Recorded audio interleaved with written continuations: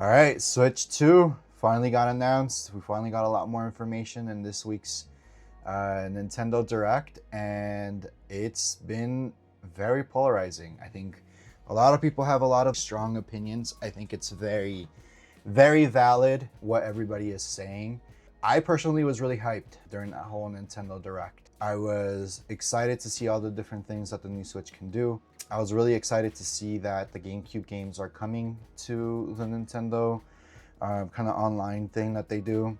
That was super cool to see. But I feel like as we start seeing more and more information regarding the Switch 2, pricing of the games, one thing that I don't think we've seen information about yet is the Nintendo Online expansion, if that's going to stay the same price as it is now or not. But I think as we started seeing a lot more just information about the games and the pricing and everything, I'm starting to have second thoughts, I think, a little bit when it comes to everything with the Switch 2. Yeah, I mean, the Switch 2 is going to be releasing for $450 MSRP and $500 as a bundle with the new Mario Kart.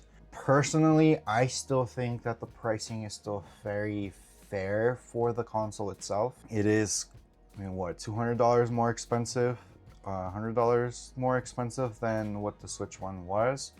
But I think everything that it can do, I think it's a lot more valid. Ability for it to actually play at 4K 60, 1080p, 120. I think it's a very fair price point for what it can do, not including all the other kind of gimmicks that it has, like the mouse and all that other things that they were kind of promoting with the Nintendo Direct. Performance, I think we're gonna have to see kind of how the games really start playing. I mean, the demos, Breath of the Wild was looking pretty good. Legend CA looked a lot better than what they were revealing in the Pokemon Presents back in February. It looked a lot more smoother. The frame rate looked a lot more stable. The world looked even better than it already was looking like. I was already a big fan of how that game looked, and I was thinking that that's how it was going to look for the Switch 2, but it turns out it seems like that really was kind of the performance that we should be expecting in the OG Switch. So I think that's fairly exciting, I think, to be able to play a Pokemon game that runs a little bit better given everything that happened with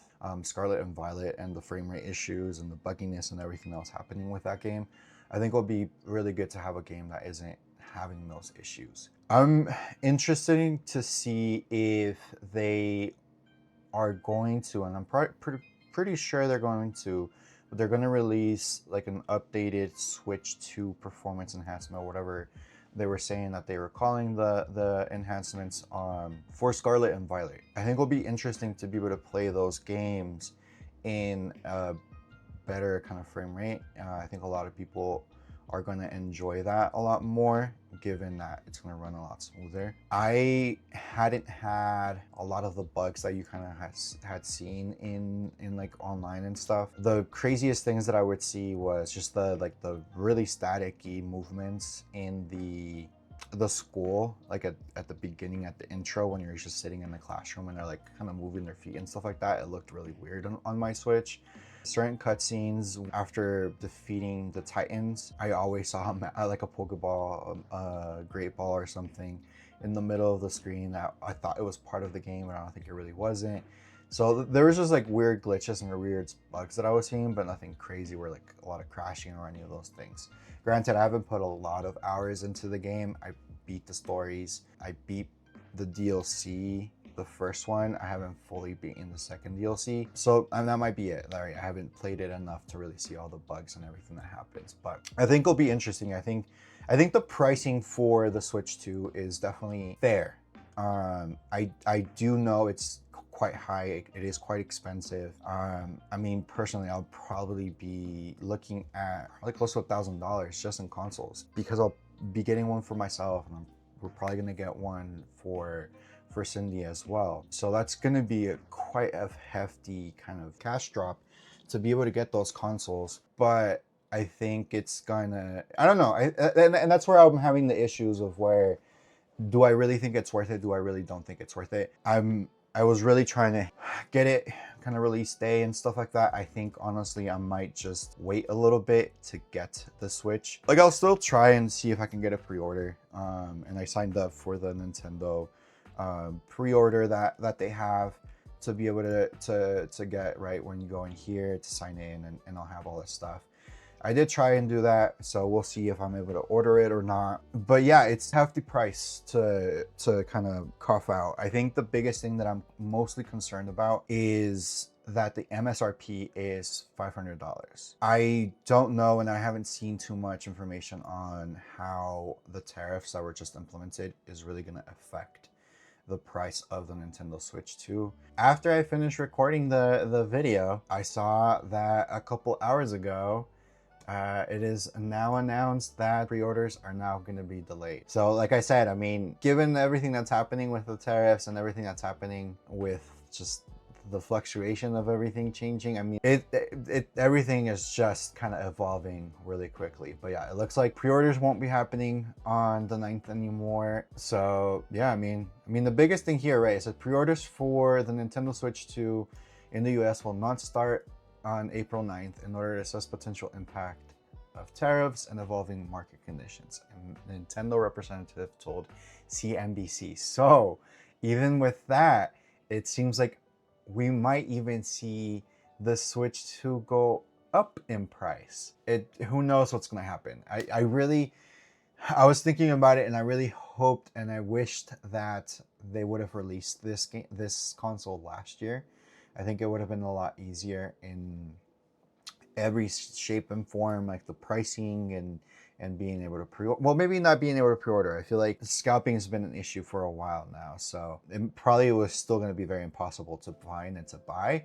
But I think at least we wouldn't be having so many issues of paying for the actual Switch 2. We'll see what happens. I think depending on how Nintendo reacts to the tariffs, we'll kind of decide if I'm gonna buy the Switch 2 or not as a pre-order or not. It's interesting to see what the pricing is going to be. That's also kind of why I'm kind of thinking of maybe trying and getting at least one Switch for release day or pre-order to try and see if the pricing stays the same. I am scared that the pricing might go up later in the year. There's been a lot of talks about how when the Wii first came out and then the Wii U came out, and then similarly with 3DSs, where the prices were dropped after the release of the consoles, given all the backlash and everything that was happening with people's feedback. I think maybe something similar may happen. I think a lot of people are fairly upset, rightfully so, over the price of the Switch 2. I find it to be extremely difficult to actually see that happen though, with just everything with the tariffs and everything that's going on. So I don't know, it's really hard to predict exactly what's going to happen with the Switch 2 pricing. I personally was expecting it to be a lot more. I thought it was going to be close to $600 to $800 really. I haven't bought a console since the Switch OLED. I transitioned into PC gaming really back in 2020, and even that pricing for the PC is kind of crazy. It's all over the place. Thinking about possibly upgrading my PC, I have a 2070 Super and a AMD 3700X CPU, so I've been starting to see issues with my frame rates. I've been starting to see issues with even editing and stuff like that. But when I look at the prices of the GPUs, right, getting a 5080 or getting a 570 Ti, if I were to stick with a Nvidia at this point, I mean, I can get a whole Switch 2 for less than what I'd be spending to upgrade one component in my PC. Looking at AMD, right, it's very similar pricing. It's $100 more of what the Switch 2 is going to be, and that's just for the GPU. I mean, if I were to do these upgrades, I definitely probably would still need to do a whole revamp of my PC, get a whole new motherboard, get CPU, more RAM, a new power supply. So in reality, I'd be spending about the same, no, I'd be spending more than what I'd be spending if I buy two Switches. That's a hard pill to swallow when it comes to just thinking about the pricings of things, because these prices that are on screen right now for the MSRP, these are gonna go up. This is, I mean, first of all, you can't even find it, a lot of the stock here.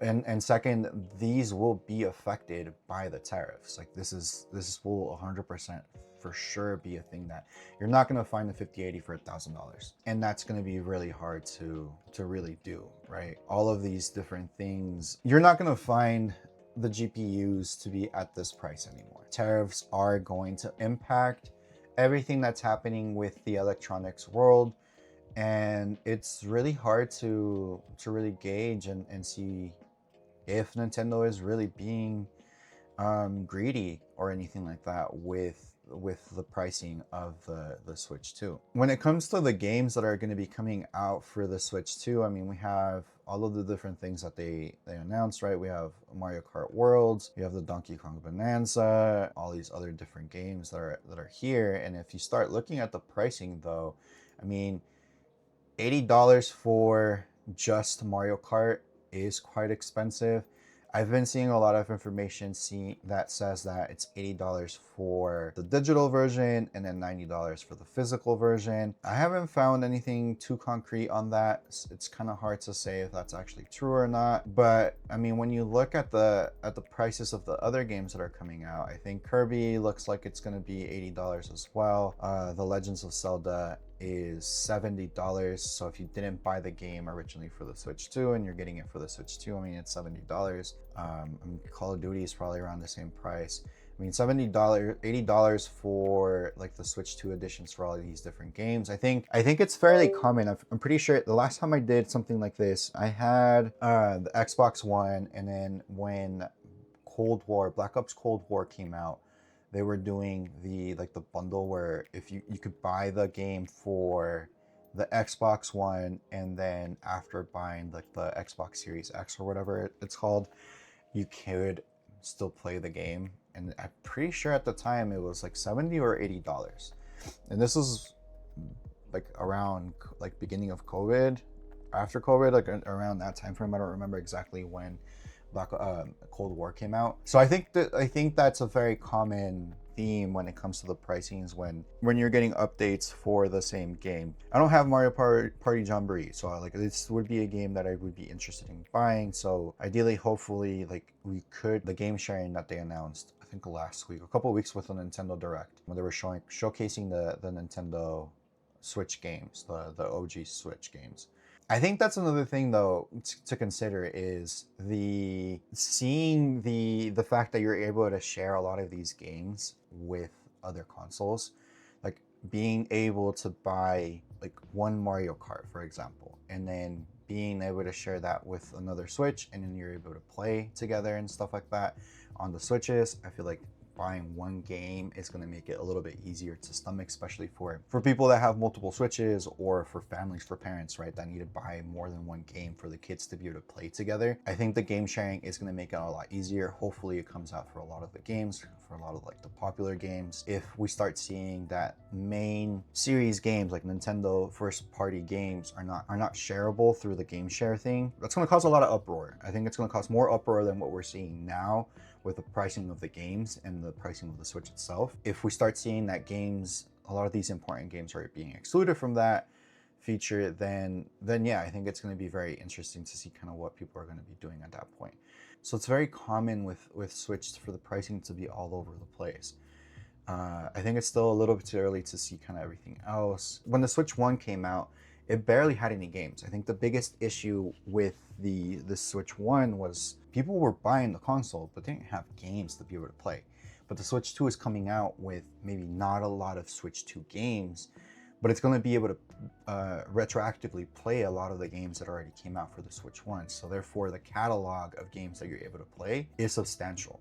Whether that's good, whether that's bad, it's up to discussion. I don't know exactly what is going to be the best thing though.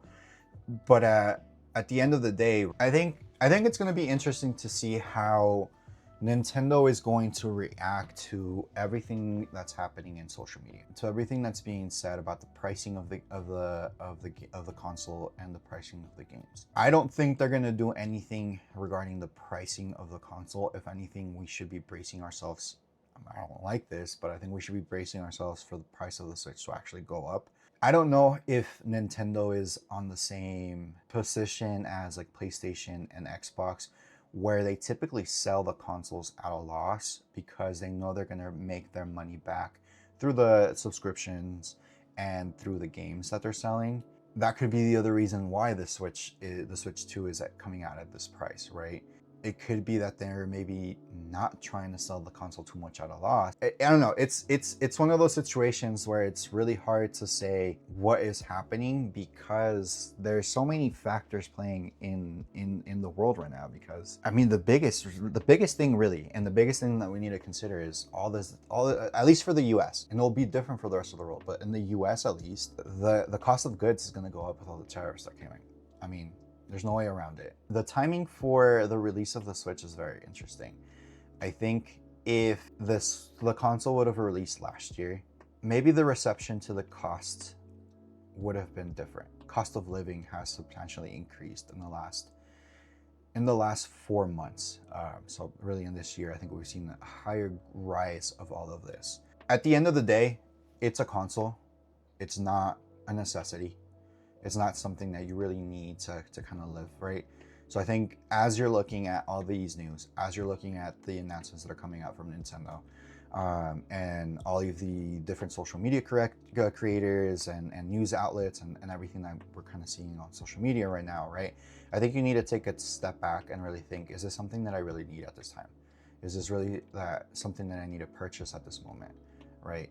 So I think a lot of people might actually stray away from buying the console, at least initially.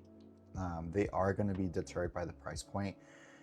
And I think it's going to be interesting to see how Nintendo reacts, because there's been a lot of reactions, even purely just with the games, right? A lot of people are talking, well, if Nintendo's going to be selling the games for $80, then everyone else is going to start selling the games for $80 just because they're going to be copying whatever Nintendo is doing.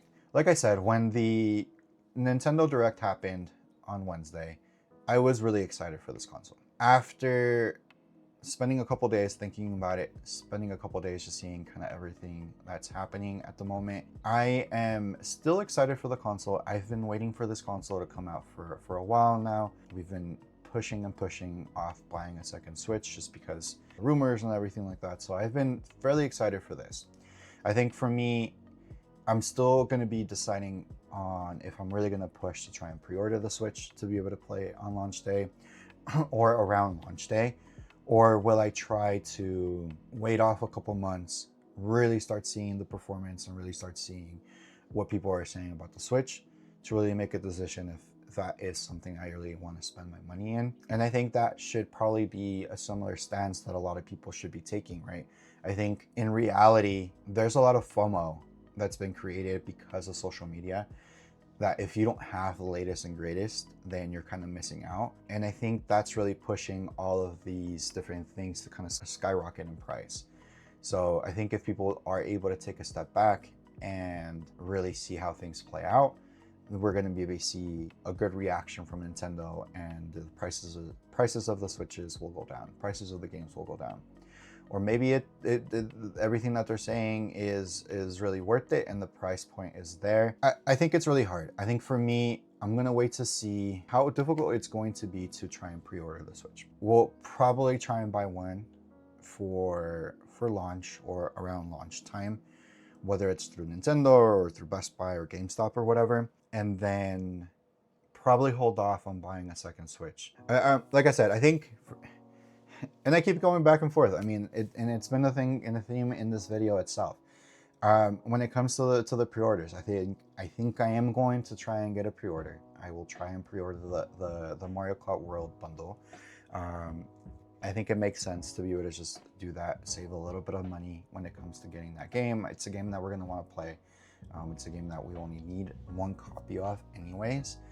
And in reality, a lot of the games that are announced seem cool and everything, but I'm not really interested in anything until Pokemon Legends comes out. The pricing of the games doesn't really impact me too much, in the sense that I don't buy too many games. I buy 1 or 2 games a year at most. If we buy one game, then we're going to be able to share it with the Switch OLED or whenever we decide to get another Switch too.